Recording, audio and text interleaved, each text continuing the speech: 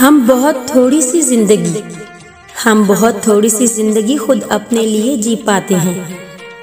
ज्यादातर तो दूसरों का भरम रखने में ही बसर हो जाती है।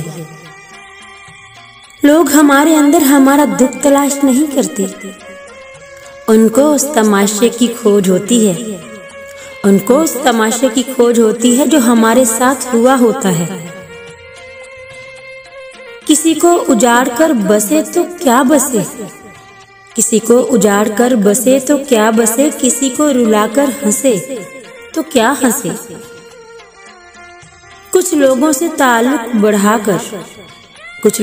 ताल्लुक बढ़ाकर उनकी हकीकत खुलने के बाद इंसान सोचता है फासलों में कितना अच्छा था, कितनी इज्जत थी।